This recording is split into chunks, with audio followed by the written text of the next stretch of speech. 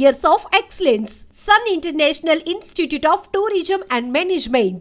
ఒకసారి మనకు ఏదో ఒక సెకండ్ ఇయర్లో చదువుతున్నప్పుడు మెడ్రాస్ టూర్లో వెళ్ళేప్పుడు బీఎస్సీ అగ్రికల్చర్ అప్పుడు స్టూడియో పర్మిషన్ తీసుకుని ఇదే వాహిని స్టూడియోలో అయితే నా రామారావు షూటింగ్ జరుగుతుంది ఏదో గౌరవంగా వండి రామారావు వాళ్ళు అని అనేవాళ్ళం చూసాం అంతే. తర్వాత 5-6 సంవత్సరాల తర్వాత అదొక్కటే అప్పుడే చూస్తుంది నాకు. సరే అయితే ఏం చేయాలి చెప్పండి, మీకు 1 వీక్ టైం ఇచ్చాం అని చెప్పడానికి ఇక్కడ చెప్పడానికి లేదు మా డిపార్ట్మెంట్లో. తర్వాత కొంతమంది సలహాలు ఇచ్చారు, ఎటువంటి ఆపర్చునిటీ ఉంటే ముందు మెడికల్ లీవ్ పెట్టచ్చురా, తర్వాత ఎర్రన్ లీవు తర్వాత చూద్దాం అని చెప్పి వాళ్ళు చెప్పిన డేట్ నుంచి మెడికల్ లీవ్ పెట్టా. మెడికల్ లీవ్తో అనుమానం రాల. తర్వాత ఎర్రన్ లీవు మనకు ఉన్నవి ఏమున్నాయి, సెలవులు, లాస్ ఆఫ్ పేలు ఇవన్నీ స్టార్ట్ అయినాయి. అక్కడికి వాళ్ళు తీరు చక్కగా మమానంగా లాడ్జింగ్ ఇచ్చారు. రోజు వచ్చి కారు వస్తుంది, మాలాగా సెలెక్ట్ చేసిన వాళ్ళు రామ్మోహను అలా వీళ్ళని మేమంతా రోజు వెళ్ళి అబ్జర్వ్ చేయాలి. షూటింగ్లో ఎక్కడికి వెళ్తాం, మా వాహిని యూనిట్ ఏ షూటింగ్ ఎందుకు చేస్తున్నారు, ఎక్కడ ఎందుకు ట్రయల్ చేస్తున్నారు, ఎందుకు క్లోజప్ చేస్తున్నారు, వాళ్ళందరూ ఎలా చేస్తున్నారు. ఒక 1 మంత్ మిమ్మల్ని ట్రైనింగ్లో పెట్టామన్నారు. పోయింది 1 మంత్ షూటింగ్ లేదు. దేంటి ముందు రాగానే ఏదో చేస్తారేమో అనుకుంటే ఇదేంటి అక్కడ ఉద్యోగం వదిలి కూర్చోం, లాస్ అవ్వాలి ఇచ్చాం. వీళ్ళేమో డబ్బులు ఇవ్వరు, డబ్బులు లేవు. ఓకే, డబ్బులు లేవు, ఊరికినే లాడ్జింగు, మా క్యారియర్ వచ్చేది భోజనం, పాకెట్ ఎక్స్పెన్సెస్ కూడా ఇంటి దగ్గర తెచ్చుకోవడమే. సరే ఇదేంటి ఆయన ముందే చెప్పాడు, వేషాలకి మేము రిస్క్ చేస్తున్నాం, there is no remuneration for your character, but అదంతా అయ్యేంత వరకు will bear your lodging and boarding expenses. ఎప్పుడైనా వెళ్ళాలి, ఇంటికి వెళ్ళాలి అంటే టికెట్లు బుక్ చేస్తాం అన్నారు. మళ్ళీ వచ్చి కూర్చున్నాం. మళ్ళీ అదే 1 మంత్ అయిన తర్వాత షూటింగ్ స్టార్ట్ అవ్వడానికి మళ్ళీ 20 రోజులు టైం ఉందన్నారు. ఇంటికి కావాలంటే you can go and come అని. మళ్ళీ జాయిన్ అవ్వాలా లేదా అని, జాయిన్ అయితే మళ్ళీ వదులుతారా తర్వాత అలాగే మరి ఇంటికి వెళ్ళి పెద్ద మా ఇంటి దగ్గర డిస్కషన్ అయితే ఏంటి జాబ్ వదిలేసావా అని మా ఫాదర్ లీడరా పిల్లల్ని ఒక్క ఛాన్స్ మీ ఛాన్స్ కొంచెం తెలియదు అని మా బావగారు వీళ్ళందరిని పెట్టి తీసుకెళ్ళా. తెల్లవారుజాము 4 గంటలకి వరకు అన్ని ప్రామిసులు చేశారు.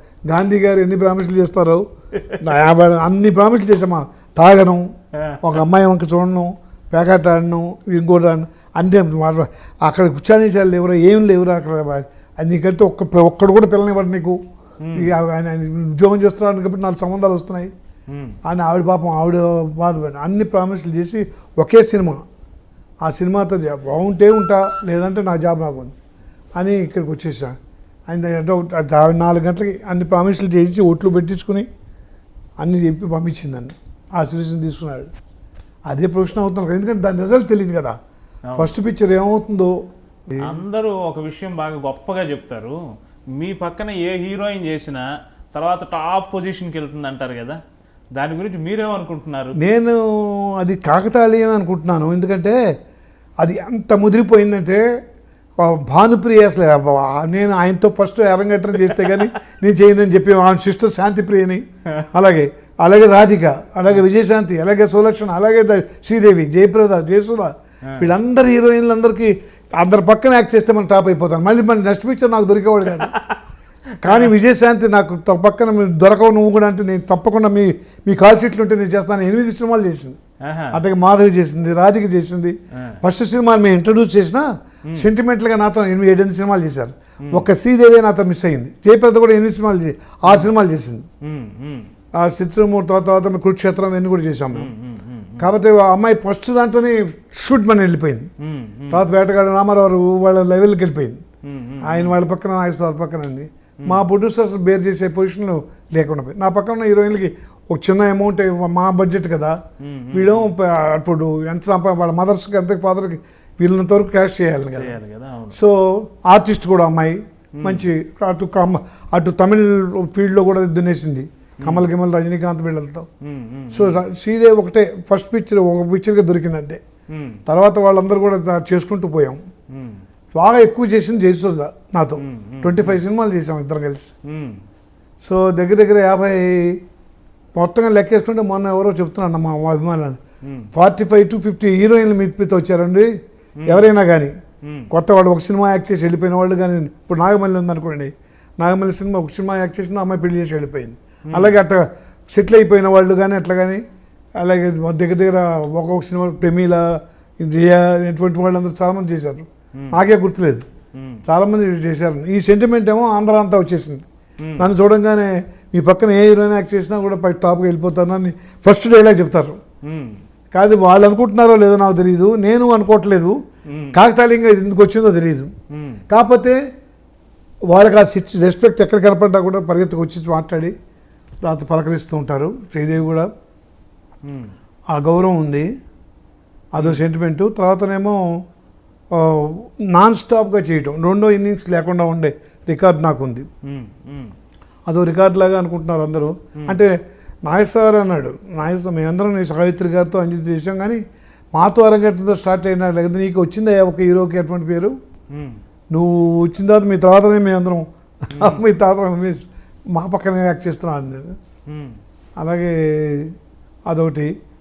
తర్వాత ఇండస్ట్రీలో కొన్ని అద్భుతమైన వేషాలు వచ్చినా నాకు నన్ను సరిగా ఉపయోగించుకొని వేషాలు కొట్టుపడ్డాయి. అంటే ఇప్పుడు లెక్కేసుకుంటే 700 పైన 800 దాకా ఉంటాయి 50 ఏళ్లలో. ఒక మన విశ్వనాథ్ గారి లాగా ఓ 50 సినిమాలు చెప్తాను నేను, నాకు తృప్తిగాను, జనానికి మీకు నచ్చింది. ఇంకా దాంట్లో తీస్తే ఇంకో 25-20 సినిమాలు వస్తాయి. అంటే యాక్చువల్గా ఈ సినిమాలో నేను చేసిన కృషి కానీ వరుసగా 5 చెప్పాలంటే ఏం చెప్తారు? నా సినిమాలా, మీ సినిమా నా ఫస్ట్ నెంబర్ 1 రంగుల రాట్నం. రంగుల రాట్నమే నా బెస్ట్ పిక్చర్. ఓకే. దాని తర్వాత సిరిసిరిమోవా, 2. దాని తర్వాత రాధ కళ్యాణం, 3. 16 ఏళ్ళ వయసు, 4. సీతామహాలక్ష్మి, 5. సజోబోదయం. దీంట్లో 4 సినిమాలు విశ్వనాథ్ గారు ఉన్నాయి. తర్వాత కామెడీ సినిమాలు చాలా ఉన్నాయి. శంకరాభరణం చెప్పలేదు. శంకరాభరణం మెయిన్ వేషం కాదు కాబట్టి చెప్పలా. ఎంతో అద్భుతమైన సినిమాలో ఉన్నాను నేను, బట్ నాకు చేయదగ్గ అంత లేదు. అదే డైరెక్టర్ దగ్గర అద్భుతంగా చేసిన సినిమాలు ఉన్నాయి. శుభోదయం దాంట్లో చిన్న, అది కూడా కొత్త కుర్రాడే వేద్దాం అనుకున్నారు వాళ్ళు. కొన్ని పొన్చంద అతనే పాపం వేదనాయసరావు గొడవ పెట్టాడు, అంతా కొత్త వాళ్ళు అయిపోతున్నారు, బిజినెస్ అవ్వదని. అందుకని నిర్మలమ్మ, నేను, రామలింగయ్య గారు ఇటువంటి వాళ్ళు, కాస్త మంజు వారికి అప్పటికి చీలు వేషాలు అప్పుడే వస్తుంది, తులసి. అందు తప్ప వీళ్ళందరూ కూడా వాళ్ళ ఎక్స్పీరియన్సు అంటే అట్లా ఫిల్టర్ చేసుకుంటూ వస్తారు. సగటు నాకు తృప్తిగా ఉన్నవి ఇక్కడ చాలా ఉన్నాయి. ఆమె క్యాట్రాస్ట్, కలికాలం, సగటు మనిషి. అట్లాగే ఈ కామెడీల్లో పక్కింటి అమ్మాయి, గోపాలరావు అమ్మాయి, సుందరి సుబ్బారావు, నేను మావిడ, ఇంటింటికి అటువంటివి చాలా, కొంటి కాపురాలు, ఇటువంటివన్నీ చాలా ఉన్నాయి. ముద్దు అటువంటి 2 హీరోస్తో చేసిన జీవంతరంగాలు, అటువంటివన్నీ 2 హీరోస్తో చేసిన నాకు మంచి మార్క్స్, 3 మిత్రులు, అలాంటివి చాలా ఉన్నాయి. అవి నెంబర్ వీటిలో రావు. నాకంటూ చెప్పుకోదగ్గవి మీరు చెప్పినట్టుగా టకటక చెప్పాలంటే 5. ఇవాళకి కూడా ఎవరిని అడిగితే అవుట్ ఆఫ్ ఆల్ మీకు నచ్చింది ఏంటంటే, నాకు ఎందుకు నచ్చిందంటే ఆ కారణం కూడా చెప్పాలి. వెటరన్ డైరెక్టర్ వేణు రెడ్డి గారు, బంధుబంధు గారు ఫస్ట్ పిక్చర్లో చూస్తే నేను యాక్ట్ చేసినట్టు కనపడదు. అది నా ఫస్ట్ పిక్చరా. తర్వాత అన్నీ కూడా మనం యాక్ట్ ఎలా చేయాలి, ఏం చేయాలి, యాక్ట్ చేస్తున్నట్టు నా ఫీలింగ్. అది మనం యాక్ట్ చేస్తున్నాం, దీంట్లో ఇంత చేయాలి, ఇలా ఉంటే బాగుంటుంది. అదేమి తెలియనప్పుడు అంత మంచి యాక్టింగ్ ఎలా వచ్చింది, అంత న్యాచురల్గా చేసింది. ఇది నేనే కాదు, అంజలి గారు, రమణారెడ్డి గారు అందరూ కూడా చెప్పారు, కొత్త కుర్రాడు అంత న్యాచురల్గా చేశాడు, కొత్త ఫస్ట్ పిక్చర్ లాగా లేదని అంత కాంప్లిమెంట్లు ఇచ్చారు. రంగారావు గారు చూసి, ఎస్వి రంగారావు చూసి, ఇది మనకు మళ్ళీ ఇంకో ఆణిముత్యం లాంటి ఆర్టిస్ట్ వచ్చాడయ్యా, ఒక్క అడుగు ఉంటే అసలు మొత్తం ఎక్కడో ఉండేవాడు అని అంటూ ఆయన బాంధవ్యాల్లో నాకు హీరో ఛాన్స్ ఇచ్చాడు.